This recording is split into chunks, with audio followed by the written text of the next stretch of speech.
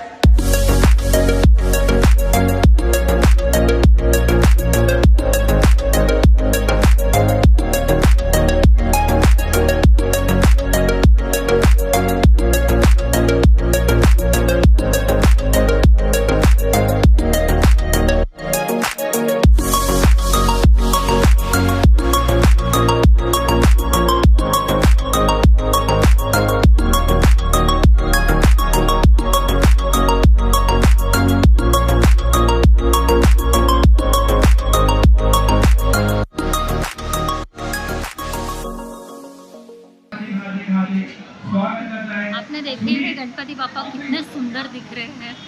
और आपको मैं साइड का इसका डेकोरेशन भी दिखा देती हूँ, इतना सुंदर है ना, बहुत ही ज़्यादा बढ़िया। और एक अच्छा खासा हॉल ऐसा बना दिया है।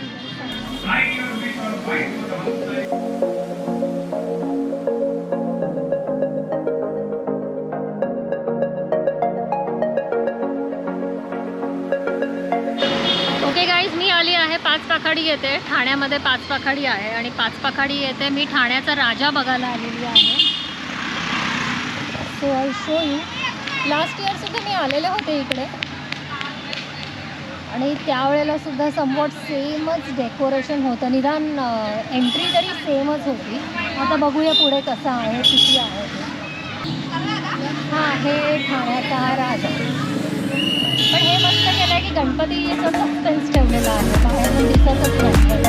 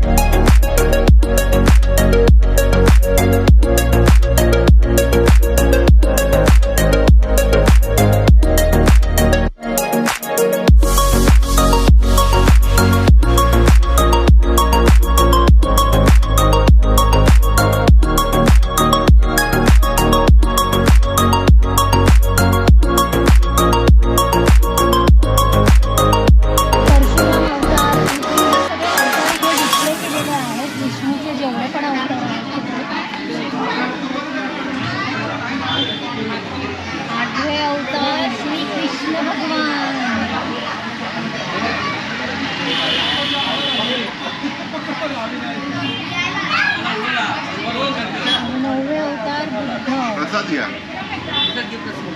तर हे 10वे अवतार आहे विष्णूचे.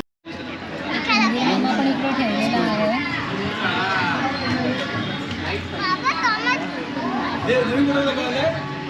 कोण आहे तो? कोण आहे तो? ओके गाईज, मी आली आहे तलावपालीचा राजा इथे. माझे केस जरा विचित्रच झालेत, जाऊ दे. ओके गाईज, मी आली आहे तलावपालीचा राजा या गणपतीचं दर्शन घ्यायला इथे. आणि मी इथे फर्स्ट टाईमच येते आहे. ओके, ठाण्यामध्ये एक लेक आहे, त्याला तलावपाळी म्हणतात.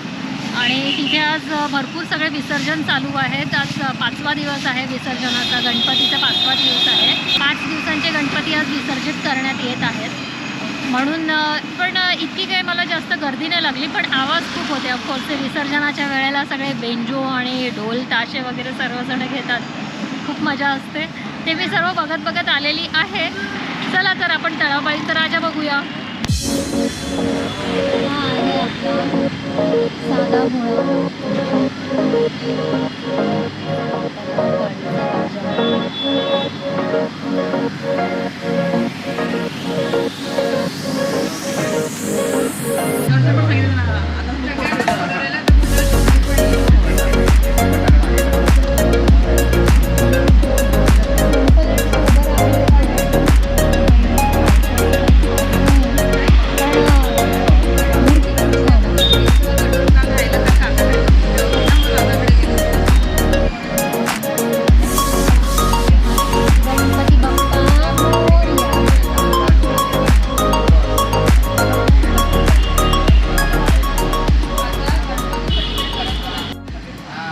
फ्रेंड्स, हे झालेत माझे ठाण्यातले गणपती बघून. आता मी इकडनं चालली आहे घरी.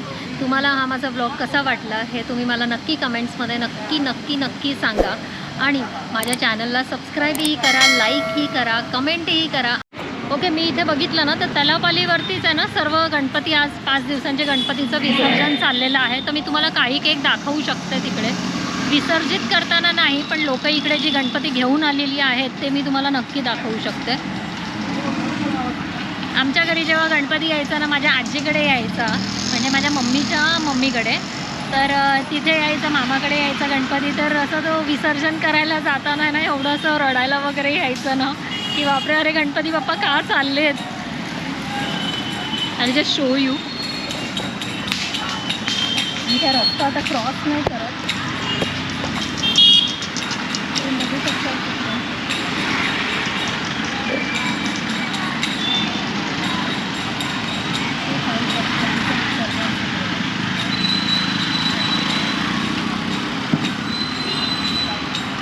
सगळे बॅनर्स लावले तर म्हणून तुम्हाला तो तलाव नाही दिसत आहे. म्हणजे आता रात्रीची वेळ आहे तर तलाव तसाही दिसणार नाही, नाही तर मग तुम्हाला त्या पलीकडे जाऊन तलाव दाखवला असता, पण नाही दाखवता येणार.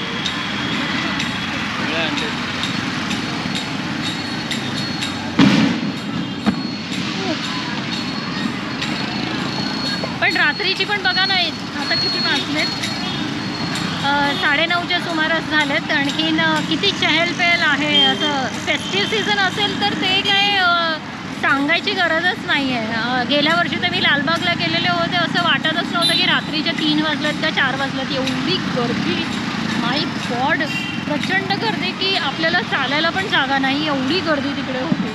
पहाटेसला 4 वाजता, माय गॉड, ते म्हणजे वेगळंच अगदी वातावरणच ते वेगळं होऊन जातं आपल्या सणवाराला ना.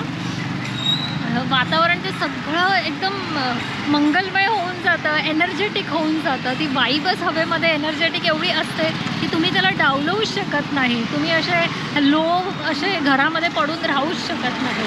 सो जर कोणाला जरी वाटत असेल ना, तुम्ही घराच्या बाहेर निघा, गणपतींचं दर्शन घ्या, फिरा इकडे तिकडे, बघा तुम्हाला किती प्रफुल्लित वाटतं ते.